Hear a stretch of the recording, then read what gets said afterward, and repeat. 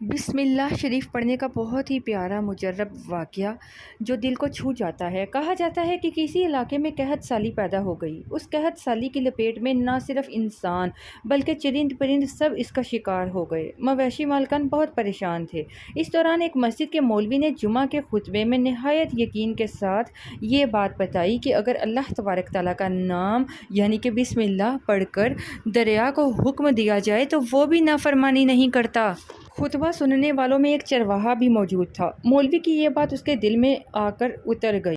اس بات پر اس کا یقین کامل ہو گیا۔ اس نے واپس آ کر اپنی بکریاں کھولیں اور سیدھا دریا میں چلا گیا۔ اونچی آواز سے بسم اللہ الرحمن الرحیم پڑھا اور دریا کو کہا کہ وہ اپنی بکریاں چروانے کے لیے دوسرے پار جانا چاہتا ہے اور اسے کہا کہ مجھے اپنے اوپر سے گزرنے دے۔ یہ کہہ کر اس نے اپنی بکریوں کو لیا اور دریا پر چلتا ہوا دریا پار کر گیا۔ دریا کے دوسری طرف کا علاقہ گھاس سے بھرا ہوا تھا۔ درختوں کے پتے بھی سلامت تھے کیونکہ کسی کو یہاں تک آنے کی رسائی ہی نہیں تھی۔ اس نے خوب اچھی طرح اپنی بکریوں کو سیر کروانا شروع کیا اور واپس لوٹ آتا۔ پھر یہ اس کا معمول بن گیا۔ وہ بکریاں پار چھوڑ کر واپس آ جاتا اور شام کو جا کر بکریاں واپس لے آتا۔ اس کی بکریوں کا وزن دگنا چگنا ہو گیا۔ لوگ چونک گئے اور اس سے پوچھا کہ وہ اپنی بکریوں کو کیا کھلاتا ہے۔ وہ سیدھا سادہ اور صاف دل نوجوان تھا۔ اس نے صاف صاف بات بتا دی کہ جناب میں تو بسم اللہ الرحمن الرحیم پڑھ کر دریا پر چل کر اپنی بکریاں دوسری طرف چروانے کے لیے لے جاتا ہوں۔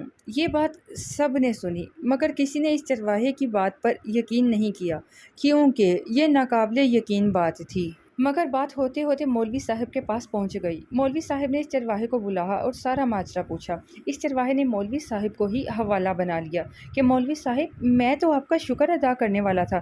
آپ نے جمعہ کے خطبے میں جو نسخہ بتایا تھا کہ بسم اللہ کہہ کر دریا کو بھی حکم دو تو وہ بھی انکار نہیں کرتا، تو میں تو بس آپ کے نسخے پر ہی عمل کر رہا ہوں۔ مولوی صاحب حیرت سے اس کے چہرے کو دیکھتے رہے۔ مولوی صاحب نے کہا بھائی صاحب ایسی باتیں تو ہم ہر جمعہ میں کرتے ہیں، فقط ان کا مقصد لوگوں کا ایمان بنانا ہوتا ہے۔ مگر بکریوں والا ڈٹا رہا کہ میں تو بس بسم اللہ الرحمن الرحیم کہہ کر پانی پر چلتا ہوں اور بکریوں سمیت دوسرے پار چلا جاتا ہوں۔ آخرکار مولوی صاحب نے صبح خود یہ تجربہ کرنے کی ٹھانی، جسے دیکھنے کے لیے چرواہے سمیت پورا علاقہ بھی آ گیا۔ مجمع زیادہ تھا۔ مولوی صاحب نے ایک دو بار سوچا کہ انکار کر دوں کہ کہیں ڈوب نہ جاؤں، مگر وہ جو مولوی صاحب کو کندھے پر اٹھا کر لائے اب بھی جوش و خروش سے اللہ اکبر کے نعرے لگا رہے تھے اور مولوی صاحب کے حق میں تعریفیں کر رہے تھے۔ آخرکار مولوی صاحب نے اپنے ڈر کو دور کرنے کے لیے ایک رسہ منگوایا۔ پہلے اسے ایک درخت کے ساتھ باندھا، پھر اپنی کمر کے ساتھ باندھا۔ ڈرتے ڈرتے ڈھیلا ڈالا بسم اللہ پڑھا اور دریا پر چلنا شروع ہو گئے، مگر پہلا پاؤں ہی رکھا تھا کہ پانی میں گر گئے۔ مولوی صاحب ڈبکیاں کھانے لگے اور پانی کے بہاؤ میں بہنا شروع ہو گئے۔ لوگوں نے کھینچ کھینچ کر باہر نکالا۔ مولوی صاحب کی اس حرکت نے چرواہے کو پریشان کر دیا کہ مولوی صاحب کی بسم اللہ کو یہ کیا ہو گیا ہے، کیونکہ اس کا یہ روز کا معمول تھا۔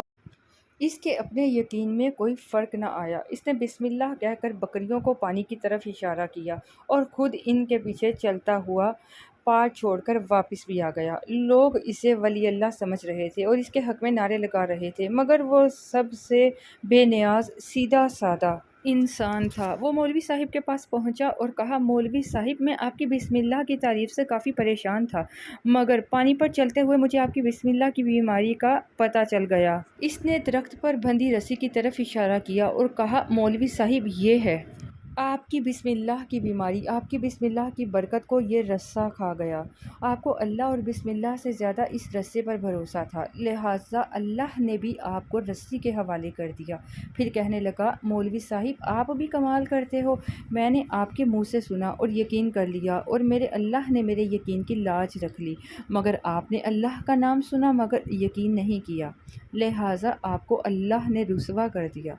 محترم عزیزو دوستو، یہی کچھ آج کل ہمارے حالات ہیں۔ ہماری نمازوں اور دعاؤں میں بالکل ایسا ہی کچھ حال ہے، یقین ہی نہیں رہا۔ ہماری نمازیں دعائیں یقین سے خالی ہیں۔